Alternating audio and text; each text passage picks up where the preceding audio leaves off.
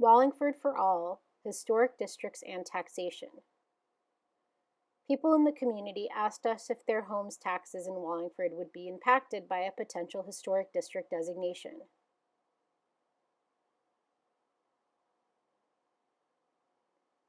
What are the tax implications of a historic district? Historic district designation may lead to a special valuation for a property. This is different than taxation. King County Assessor John Wilson and his team came to answer our questions. The short answer is, it depends.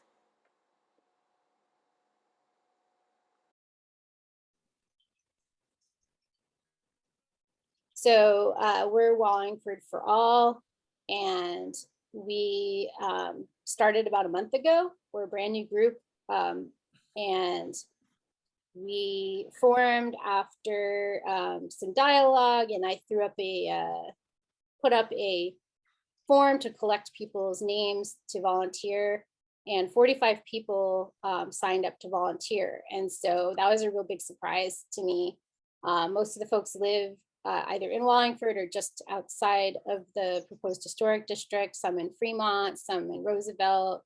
I live over just south of the Ballard Bridge, and I know folks in my area are talking about historic districts. This is a hot topic, and hopefully the information that we go over here tonight will apply not just to Wallingford, but to other parts of Seattle that are exploring this as an option in their communities.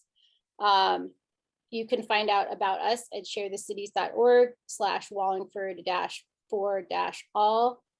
Volunteers are doing this work. I am just providing like the convening and like the Zoom and kind of some of my background in field organizing to this effort. But this is really a volunteer run effort, and they're coming to me with ideas and saying, can we do this? Can we do that? And I'm saying, sure, let's try, or maybe not till June. And so, yeah, this is part of what I do. And then, like I said, it's volunteers, so it's moving quickly. And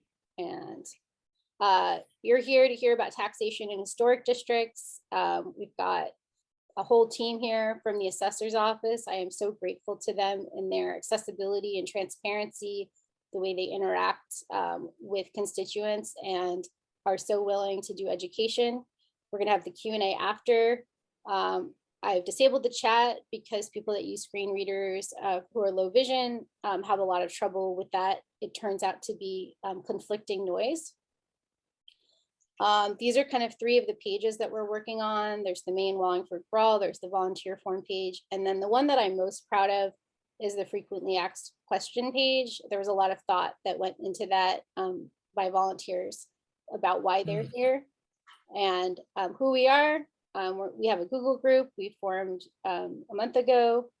There's renters and homeowners that live in and near the proposed historic district. There's also community members like myself. I live over in Queens, I'm a renter. We have folks in Roosevelt who live in their historic district who have decided to get involved in this process. And then a lot of folks, including myself, that have had daydreams of living in Wallingford one day. The staff support is from Share the Cities Community Education, which is a 501c3 nonprofit fiscally sponsored by Angels for Angels. I've been doing about 5 to 10 hours a week of staff support, basically like preparing walk sheets for canvases and getting coffee at the QFC for volunteers, like kind of basic field organizing type stuff. What have we accomplished? We went out for 4 hours total and had 2 conversations across from the QFC with community members. We went so far at least 6 weeknights, maybe more in March, and knocked on doors.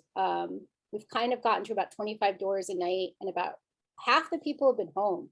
So really high percentage of folks are at home.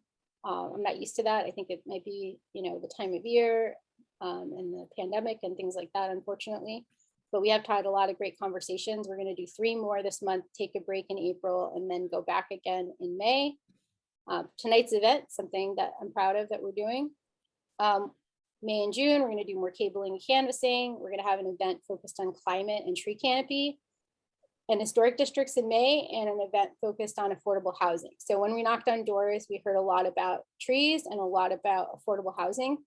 So that's where those events have come from, is from hearing from what people's concerns are. We have two great tree folks that are going to come out, and maybe one more guest speaker on climate. And then the affordable housing, I have a couple of ideas. Nobody's been booked yet for that. And if there's someone that you think you'd want to hear on either of those topics as it relates to historic districts, please let me know, because I don't know everyone in Seattle, contrary to popular belief.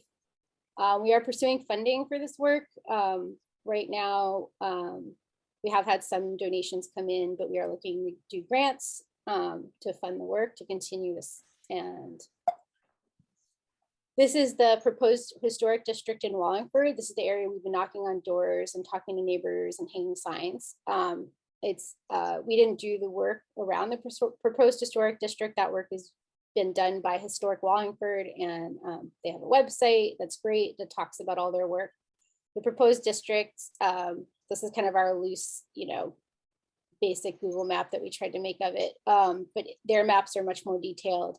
And yeah, so it's a kind of a rectangle from I-5 over to about Interlake and up to 50th, and then down kind of to 45th in the residential neighborhood, residential area. The left half of it was part of previous zoning changes. The right part, not as much. That's kind of a wonky level we're not going to get into today too much. These are other proposed historic districts from Historic Wallingford. We recommend that folks visit their website to learn about all the work that they've been doing for 2 years towards this designation. There's an application that they're putting in, and then there'll be an opportunity for neighborhood members to send in a form saying, yes, we support it, or no, we don't support it. If you don't send in your form, it's an assumed yes that you do. Renters don't get a vote, and condo buildings get 1 vote, but the whole building itself would have to kind of convene and have, have like a board meeting to decide what the vote is. Those are some things that we didn't know about it before getting involved a month ago. And when we talk to people at the doors, it's not something they're aware of in terms of that kind of like assumed yes. And the fact that it's not like, voting for someone for office, where it's very specifically focused on landowners are the ones that are the only ones that are allowed to make this designation happen. We have our 2 guest speakers. Mindy, I am so sorry. I'm stopping sharing so that I don't leave you out. But we have John and Mindy and Jim here. I'm gonna spotlight you. I think I can spotlight multiple people. Yeah. Let's hope so. At this point in the process, yeah. So here we are. It worked. Awesome. Okay, so I don't have bios for Jim and Mindy, so I am gonna ask each of you to introduce yourselves. Say your favorite ice cream, and also it had hilarious results earlier today when I asked that question. And also, why are you nerdy about assessing? Like, what about assessing things is like super fun? What's your favorite part about doing that job? And then if you want to give like more of a formal bio, real quick, we can go around. Let's Good start. enough. I'm going to start with Mindy, Jim, and then John.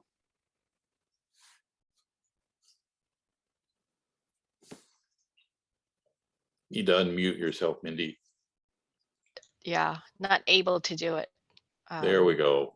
Oh, okay. Yeah, I wasn't able to do it because it looks like the host had control of the I mute do. I locked everyone down. Yeah, see, you locked me out. Yeah. I locked it all down. Okay. Well, the word ice cream came into play, so I love that. My favorite ice cream is a Java chip espresso because I need a lot of energy to get me through the day. And what I love about, I have I've been with the county for 32 years, and most of my experience is appraisal, right? So I love appraising. I did fee appraisal before I went to the county. What I like about appraising is you just never know what you get. You know, it's so fun to appraise unique properties because there's a challenge that comes with that. You know, one of my favorite ones to appraise because you have no comps is those geodesic dome properties, right? And usually I like, you know, as I moved up the ladder in assessments, that was one that I would put it out there for advisor, measure this. And let me see what square footage you come out with. So that's always fun. But anyways, I've been with the county for 32 years, and I love what I do. Working for the assessor's office and under John, I started as an admin assistant. It's been a full circle with the senior exemptions, and now 32 years later, I'm the director for that senior exemptions team. That's why when I say it's a full circle. So all the exemptions in our department, I call them micro teams that administers those exemption. We have, of course, our biggest one is the senior exemption disabled. That's one. We have the multifamily tax exemption. We have historical properties exemption. We have nonprofit. So those are the type of exemptions we administer. But we also are responsible for, you know, property tax calculation, levy rate setting. We determine the levy rates annually for all taxing districts because we have to be able to produce those tax bill, which all of you, if you're a property owner, have received by now. And if you haven't, shoot me an email. Thank you, Mindy. That was awesome. Yeah. Jim. Anything hot fudge as far as ice cream. Assessing, the part that I like about it is, you know, basically we're copycats. We're trying to reflect the actions of buyers and sellers. So analyzing all of the different characteristics and trying to find the relationship between, you know, what drives price. That, you know, putting that puzzle together is really interesting to me. I've only been with King County for about 23 months. I worked for Pierce County for 24 years prior to that, and for Grace Harbor County for a couple of years prior to that. And then I was a fee appraiser on the outside for a little while before that. But really happy to be here. Looking forward to tonight's meeting. Okay, next we have John, and I can read a little bit about who John is for folks that want to know. But before I go to that, I do want to say that what I like about John is I'm extremely on Twitter, and John is also very accessible that way. And if you ask a question, you don't just get kind of a politician-y answer, you get a real wonky, nerdy, like deeply, like, I really want you to know this. And some of you know, and I've heard this before, but I was a middle school math and science teacher. And, you know, I love that when people take their civic responsibilities as an educator seriously. And I think John's really exemplary around that issue. And so I really just want to commend that before I get into your bio. So working with community organizations, John Wilson has urged Olympia to pass the most significant senior property tax relief in decades. As a result, thousands of new applicants are able to stay in their homes. Housing and homelessness are crucial issues, and Wilson has become a regional leader in identifying surplus public property and vacant private property, which can be used for innovative short and long-term housing solutions. Share the Cities has always focused a lot on public land and trying to keep public land in public hands, and identifying where that land is so critical. So thank you for that. Wilson has served as Chief Deputy Assessor for 4 years. And since becoming assessor, Wilson has been recognized by King County peers as one of the county's technology champions for innovation and best practices, and won the 2020 Technology Award for King County. And Wilson has 4 grown children, 2 sons, 2 daughters, and loves to read, cook on weekends, listen to jazz. I love jazz, hike in good weather, and to travel. Got to talk jazz sometime. But yes, John, and ice cream. Ice cream. Ice cream for ice cream. It depends. It bounces between strawberry and coffee. but there's, I can't remember where I find it, but there's one shop in town that has a great coffee ice cream with chunks of chocolate in it. You know, and that is truly awesome. Trying to keep the location secret. Yeah, I am. Yeah, you can't even GIS it on that. Laura, thanks so much for both your most gracious comments and the introduction and that. I have a real fondness for Wallingford. I live in the Roosevelt neighborhood, but when I was consulting, my de facto work from home office was not working from home, but was working at, and I'll show you how long I've been working at the then Tully's on 45th Street. And I've been around Seattle long enough that I remember when the sign didn't say Wallingford, but it said market time, and that. So I have a fondness and have watched the district change over the years. We're here tonight to basically be a resource for you, to answer questions. We're not here to take sides on a historic designation one way or another, but wanted you to better understand what the implications are in that. You know, there's clearly a significant difference between being on the National Historic Register and being a locally designated. But I will also tell you that we have at times over the years seen, frankly, some abuse of the land preservation or historic preservation program. And I'll give you one example in particular. I have a secret addiction. I spend a lot of time on Redfin. Now, I justify it by saying, well, it's part of my job, okay? But one afternoon, I came across the listing on Redfin for the old Sam Hill Mansion. You may remember Sam Hill was the founder of the Great Northern Railroad. And he built this stunning mansion up on Capitol Hill. And this listing for the Sam Hill Mansion said it was being listed for a little over $15 million. And he proudly boasted that he didn't pay a dime in property taxes. I didn't like that for some reason. Now, he'd claimed that it was a historic property, and it was indeed on the historic landmark register for the city of Seattle. The exterior was, but he dumped well over $8 million in remodeling the interior of it, and there was nothing historical about the interior. He did an amazing job, but we ended up, when he refused to let us in to see what he'd actually done, we collected his permits and we reset the value, and we sent him a bill for $54,000 in back taxes and a lien on the property that he couldn't sell it until he paid taxes. He wasn't very happy, but you know, the intent of the Historic Preservation Act isn't to be a tax dodge. It's in order to protect parts of our history. And I know from some of my work elsewhere in the Northwest and that how important, on the one hand, historic preservation is. I've been to communities elsewhere in the US and Canada that didn't pay attention to that. And they ended up knocking all that was old and character of their community down and replacing it with shiny new boxes that left them wondering what happened to our past. So the importance here is to try to work with you on understanding what are the tax implications of this, and better figure out what that could mean to all residents of both the Wallingford area, but the city as a whole. So with that, Laura, I'm happy. Why don't we dive into questions?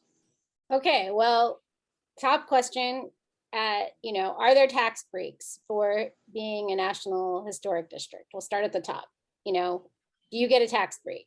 How does that tax break work if you just get the national designation? Right. And I'm going to turn to Mindy and Jim to help me with these. The National Historic Designation doesn't automatically create a tax benefit to you. Now, the local historic district is a little bit different. Mindy, given that you administer the historic preservation stuff, you want to drill down a little bit for folks with that? I think you're going to have to unmute her again. There she is. Yeah, so first I just want to make it clear the designation itself doesn't give an automatic exemption. there's the National Register of Historic Places, and then there's also the local Register of Historic Places, which is at the local level. The best place to start is always at the local level, but either one designation could give you some tax benefits, and some of the tax benefits that you would get is incentives from the government are some tax breaks, special valuation. The special valuation comes in the form of property tax exemption, and I just want to say, John had said that the intent of these program is preservation and for the ability for property owners to have some incentive to maintain and preserve and put work for rehabilitation of these properties. And from that rehabilitation comes the property tax exemption. And the way it works first is you submit an application to the City of Seattle Preservation Office, and they will make a determination and review the documentation and application after you've done your home improvement. I mean, you've done the improvements, and they will determine that tax exemption. And that tax exemption is exempt for 10 years. And what it does is it exempts the value it starts from the building value, and any residual is shaved off the land value. And that is good for 10 years. And you can reapply for an extension So, after that. so essentially we appraise the property at whatever it would sell for, given its characteristics and zoning restrictions. So say that's $5 million for a mansion of some sort. The exemption is that amount of remodel dollars that was spent remodeling that property, maintaining its character as an historic property. So if you had a $5 million property, land and building, and you spent $2 million remodeling it, we would subtract $2 million from your total assessed value for the next 10 years. And the $5 million doesn't stay. We keep reappraising it every year, and then we keep subtracting that $2 million off every year of whatever the value is.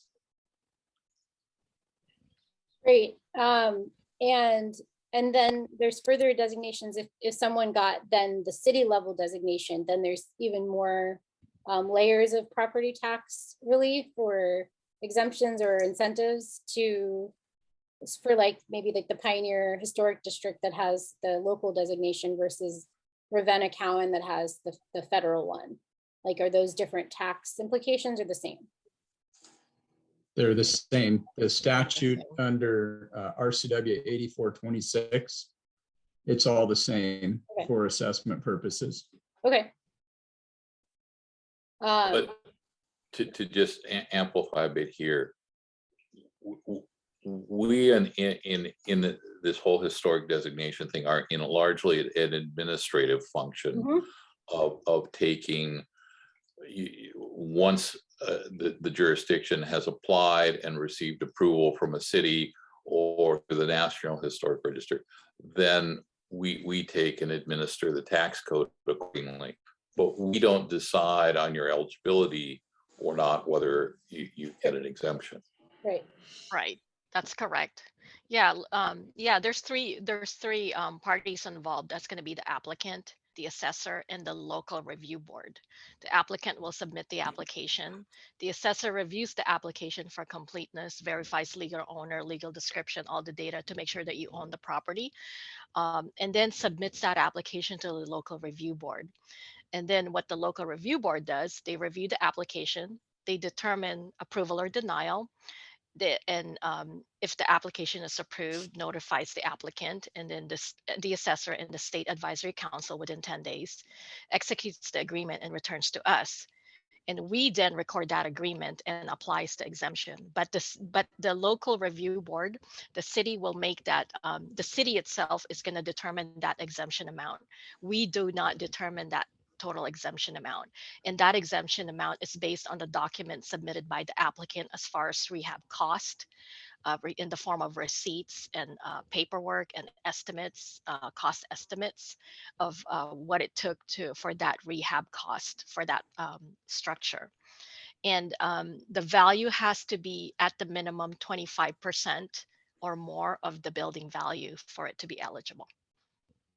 Great. And I dropped a link to the Department of Neighborhoods. So for folks that are new to this discussion, Seattle has a lot of different departments that do different things. There's the planning department, there's the Department of Construction and Inspection, there's Office of Housing, there's all these different departments.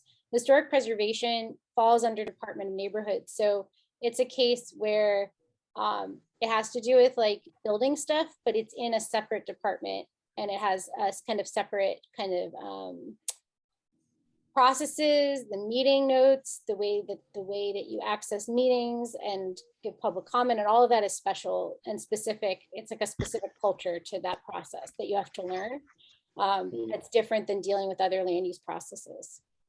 One of the challenges that presents for us is, and this was a case in the Sam Hill mansion, is it's frankly on the city side, not to criticize the city, but it's not particularly well coordinated. No. And so like part of what we had to do with the Sam Hill mansion is track down over roughly 2.5 to 3 years,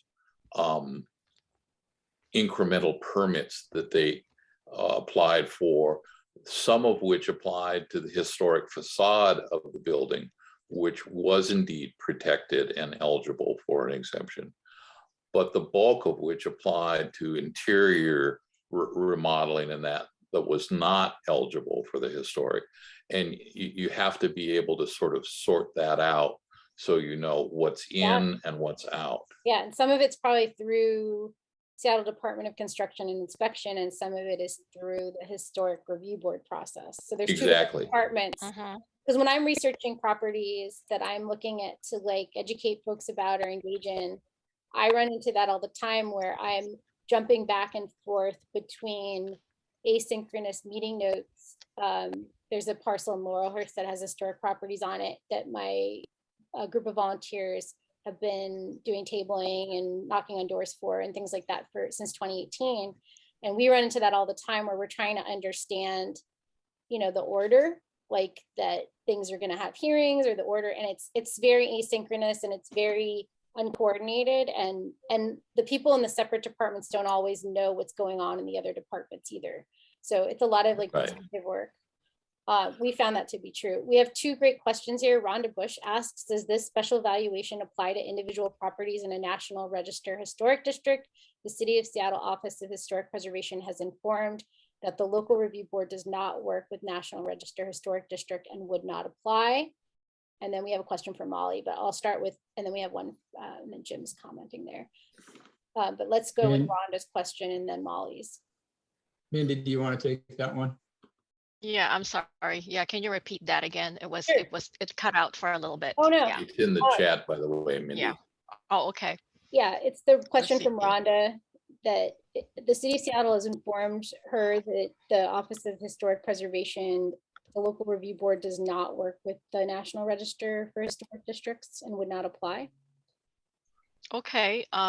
Yeah, there's two other tracks that can be pursued, and there's that county, and also I have that information. I can send that to Rhonda if the City of Seattle doesn't. Yeah, because there's different levels. There's a local level, there's a state level, and a national level. I was going to say, isn't there a state facet too? Yes, yes. Yes, and I have from that. The state, I believe, is here as well, and might be able to jump in at some point. Yeah, Michael. So this is always one of the challenges we face is historic exemptions are sort of stair-stepped, and they don't, if you will, all lead to the same door. And so you have to determine, is it local? Is it the National Register? Is it county? Is it state? And then you have to look at, okay, now then what applies to them applying for the exemption through this route? Thank you for explaining that. And thanks to Eugenia from Historic Seattle and Michael from the Department of Ecology for jumping in there. We've got some very VIP guests here. I really am honored. I also see Toby Thaler from Councilmember Peterson's office and some other folks. So I just want to acknowledge that Thank you all for being here. And this isn't the last time we're going to be having this conversation. This is more. Yeah, Yeah. and to add that, Laura, yeah, I just want to make it clear that the local government in each community determines which classes of historic properties are eligible for special valuation. And they may elect to exclude some classes of property from the program. Okay. That's where that multi-layer comes, Yeah. right? That's what John had mentioned. Yes. And then Molly's asking, are these benefits transferable with a property sale? Imagine that I do the paperwork with all the approvals. If I sell 2 years after approval and valuation, would the buyer get the remaining 8 years of benefit if they adhere to the terms? You know, I don't believe I have the answer to that. I can get back to you I'm on seeing it. the chat, so I can. Yeah. I do. Oh, does Jim have it? Yeah, they are allowed to sign an agreement. And Okay. then the exemption does follow to the next owner. The next owner. Yeah, but they have to comply with the terms of the agreement. But it's a choice. They could choose to buy it and not. Either way. Yeah, and if you chose not to maintain it, how in the form that whatever form the agreement said you had to, then because some of these properties are required to be open to the public if they're not, easily visible from a street. So they might have to be open to the public 1 day a year or something like that. So if the new owner chose not to comply with that agreement, they would be assessed back taxes, penalties, and interest for the term of the special valuation. And then I noticed that Eugenia, yeah, I was just going to read that. yeah, she made a note there that this is not an exemption, and it's not. It's a special valuation. Yes. I'll be more careful with the language that I use in that. I think I'm guilty of it too, Laura. Yeah, it's hard not to use shorthand for like the, but part of my whether I was teaching middle school kids or later on when I was teaching adults, I do think language is important, and I don't ever want to misrepresent what part of why I did this event was for me. And as the volunteers were preparing the amazing frequently asked question webpage, they were asking me a lot of these questions, and I was like, I'm going to go to the experts. I think John would do an event. And so that was part of when you knock on people's doors, they want you to have all the answers, and so I want to get as many of those answers with the right language and the right nuance and the right, this is pretty hard stuff to have a conversation at the door with somebody about this stuff. It's the great challenge of dealing with property tax and property tax law is it is not as transparent as one wishes it would be. It is inherently somewhat opaque, pardon me. These days it might be opaque too, but it also is such that you have to deal with some precision to the language and be aware that certain terms mean certain things. Yes. On that.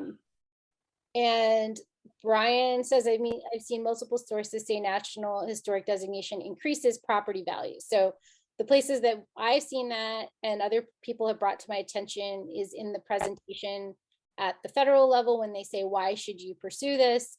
They tout in their PowerPoint, you should do this because it's going to increase your property value. And at the state level, the same thing. It's like a bullet point on a slide that's just like, here's why you should do all this work, community. And so we just kind of are wondering from an assessor lens, they're trying to motivate people to go through this very difficult process. A lot of times it's all volunteers. You see the tremendous amount of work the Historic Wallingford has done to do this application. If it's being put down and touted as a motivator to do it, do you have any opinions about that? I have not seen a neighborhood designated as a historical neighborhood impact the value before. I'm not saying that it couldn't, especially if those people that live there make a concerted effort to maintain the character and replace like for like. It could be a very desirable neighborhood, and therefore you could see your values, your sale prices be higher. And then of course we would follow that with the assessment. But I have not seen, I know that like I just came from Pierce County for 24 years. And if you look at the north end of Tacoma, there's a lot of old properties that are being remodeled, but they're being remodeled and trying to maintain the character. And some of those properties sell for, significantly higher prices than properties outside of those areas. But I also know that those remodels are excessively expensive to try to maintain all of the finishes and, the molding in the same way. Sometimes you have to get, custom made, all custom made trim packages and things like that. I was in Chicago. My experience with this was the bungalow program, and how, the city had all these historic bungalows, and then there was a lot of, disinvestment in different parts of the city, and it had a real disparate impact on who could upkeep those bungalows and the style that they were supposed to be keeping them up to, where they had to get the special doorknobs, they could only use special contractors, and the city really had to step in and supplement those efforts with funds so that homeowners could keep up the expectations of what that designation meant. And it was a big burden on a lot of communities. So that was one experience I've had, and I think all of those kind of experiences impact your view of it, or your opinion, or what you're worried about happening, or unintended consequences. And I know that everybody here, anybody that's nerdy enough to show up on a Tuesday night in March after 3 years of Zoom to another Zoom, also is thinking about, what they hope this does. And one of the reasons that we've decided to do 2 more events, one on trees and one on affordable housing, is, when we talk to people, those are kind of the buckets of questions that we're getting asked is, how will this impact my taxes or my property values? Will this help us preserve trees? And, will this get us somehow to a more affordable neighborhood? Because we feel like our neighborhood is not beyond the reach of too many people. And so those are the themes that we're hearing from people. So we're trying to come up with events that really get at the fine nuance that we can point people to and say, we've explored that in depth. Here's the list of questions that came up. Here's the areas that we still don't have the answers to. And, we'll try to get those answers for you. And so again, like I said, I'm sure this won't be the last time that I reach out to you and say, hey, help us understand this. It's so confusing. Well, and Laura, that's one of the great challenges for those of you on the call tonight, and taxpayers as a whole, is, again, I wish the system was easier to understand at times. Jim and Mindy are amazing expert resources. That's in part why I brought them here tonight. But you learn, and I try on Twitter not to make it seem like I'm trying to cop out. But as you've probably seen, often my answer is, it depends. Because sometimes, yes, a historic designation could actually enhance the value of a particular piece of property. But it's also possible that the historic designation creates such restrictions on how you can use the property that it may not diminish it, but it flattens the value, relatively speaking, to things that don't have the designation. And that's part of the challenge we have here as we're looking to try to both preserve elements of our past, but also deal with affordability, is where's that sweet spot? And, I wish I could tell you that we've developed this amazing formula and we've got it nailed, and just, click on this link and that will deliver you to historic preservation and affordability nirvana, but I ain't got that. But these are the kind of questions that communities should be asking of how does this work, and is it good? I was doing some work up in Canada for a while, and was in one of the Western Canadian cities. And I asked once, I said, well, take me to the historic part of the city. And they said, we tore that all down, and they said, we got kind of flushed with money. And so we said, well, heck, let's go for it. And so they took down all the old part of the city and put up shiny glass boxes that years later ended up as largely empty shiny glass boxes. And, you know, you see, you hate to see that happen. What, you know, at least in my view, what we're trying to help is to protect the historic character of the Seattle by, but also at the same time acknowledging we have to grow. We need greater density. We need smart density, and that. So it's a challenge. I appreciate you explaining your perspective on it, and I am I'm seeing some comments. I told Michael Hauser from, I hope I'm saying that right, from the state level, that I was going to give him some time to speak as well. Sure. So I'm going to do that, and then we have some other guests here that might want a chance to speak as well. And so I just want to everybody do your little like heart emojis. If you know how to do that, you go to reactions and you can hit the party one or the heart or clap. But everybody do your heart emojis. I really appreciate your time. I appreciate that this was recorded and that we'll be able to share it with people, so that we don't have to, you know, I am always happy to tell people I don't know, but I will get you the answer. And this is part of that process. And one of the first people that came to me was Molly, who's asked one last question. You know, do you know about the history of this special valuation, how different property types came to be? And Michael directed her to this thing. So that's a segue into him next. But Molly's someone who's asked me a lot of questions and helped shape kind of the work. So I just want to thank Molly for that, and for writing about this in the Urbanist and telling her family story in this community, and other folks in the community that have shared their stories with me as well, that helped me understand why this is an important issue. So I just want to honor that as well. So first of all, thank you. Last of all, thank you for being here. And I'm going to unspotlight you. And you can stick around and listen to Michael if you want, but no pressure if you are need to run off. I'd be happy to stick around. Getting folks to come on their looks like I can't spotlight you. Oh, there it is. Okay. I'm learning how to use Zoom. It's been 2 years. So proud of myself. Nice to meet you, Michael. Yeah. Good job, Laura.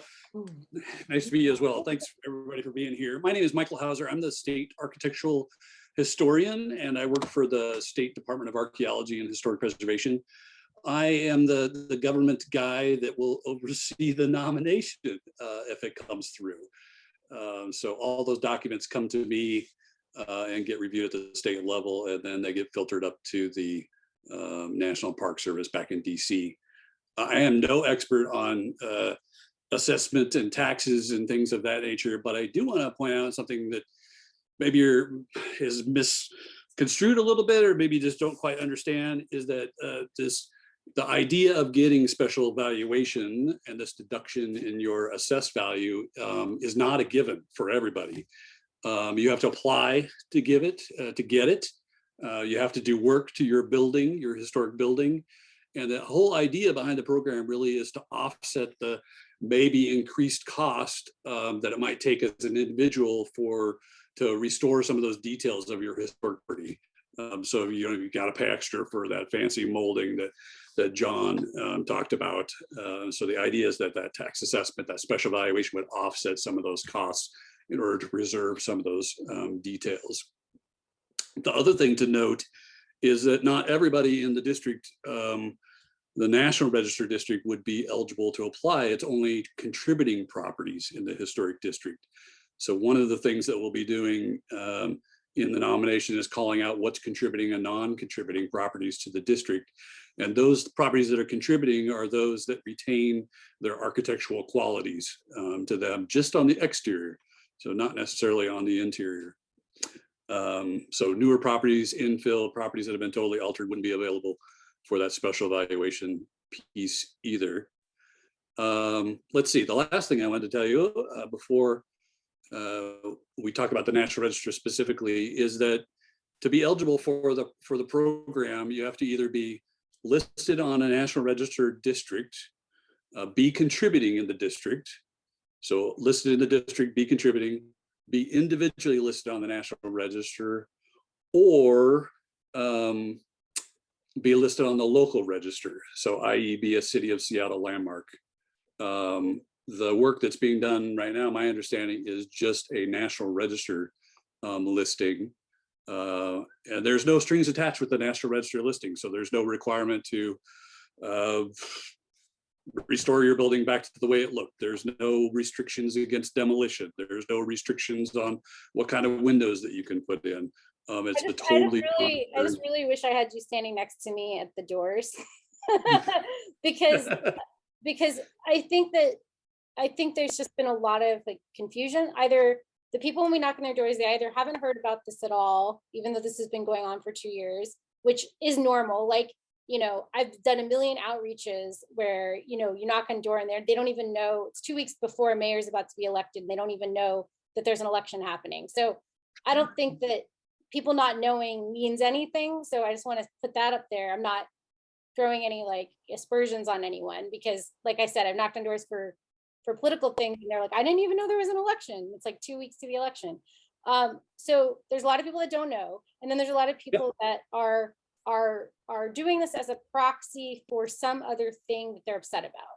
And so one of my roles, or one of the reasons Share the Cities exists, is let's get mad and fight about the thing that we're mad about. Let's not do things that are like, what you think you're going to take this action and this thing is going to happen, sort of like a magic wand policy solution. And then you actually wake up and you realize like, oh, that thing didn't actually do the thing I was hoping it would do.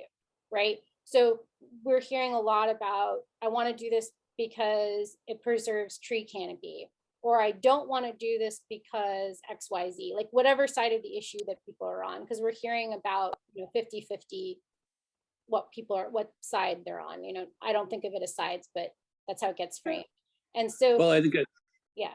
And so I just want to make sure that people realize that that at the national level, this does not stop demolitions, and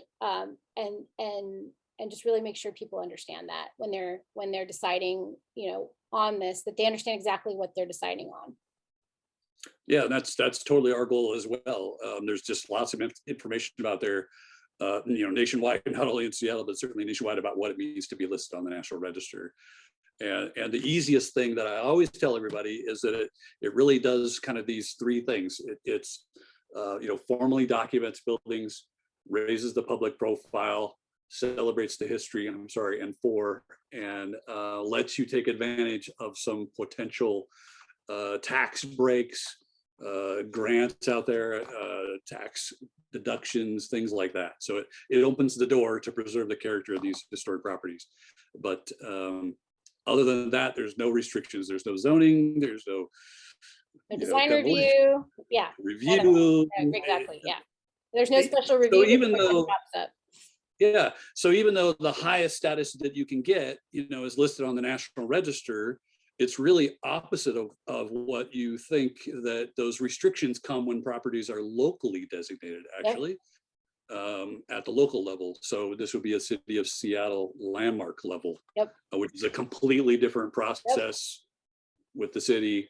Doesn't have anything to do with the National Register. Molly's asking, would something like finishing a basement be in bounds for special valuation as long as the contributing elements are preserved? That's a good question. I would say generally yes. However, it's all over the place. So the special valuation program was something that was designated at the state level, and the community's jurisdictions across the state, they're all over the place in terms of what they are allowing for review of allowed costs. So some places are saying, sure, remodel a basement or remodel your kitchen, and you can get tax valuation for that. Others are saying, no way. So I don't know, John, you'll have to talk to your fellow county assessors and see if you can get everybody on the same page. But yeah, I feel sorry for any journalists that are trying to understand this. Okay, so I think we're going to wrap up soon. I really appreciate your time, Michael, and hopefully, you know, as things move forward, keep us in the loop. I know there was a potential conversation that's going to happen around this maybe in June. or maybe we'll see. And so maybe we can have you back then if we do our discussion on housing affordability and historic districts, just to keep an update of like where we are in the process. Yeah, Right. let me give you just a quick overview of where Yeah. it is right now. So I have seen a draft version of the nomination. And we'll be sending comments back probably next week on that draft. And then so basically once I have a finished document, then it will be scheduled for review in front of the Governor's Advisory Council. The next possible meeting that they could get onto, the proponents of the nomination, would be for our July meeting. We actually set it today, had a meeting this afternoon. So the June meeting got moved to July. July 22nd would be the potential date that it could be reviewed if we have a document that's ready to go. Stay tuned for more info about the June 22nd, 2022 meeting at the state. Check out the work by the proponents of the Historic District on their website, www.historicwallingford.org. Thank you so much to King County Assessor John Wilson and his staff for their time. Thanks to Michael Hauser, a Washington State architectural historian, for sharing your knowledge with us.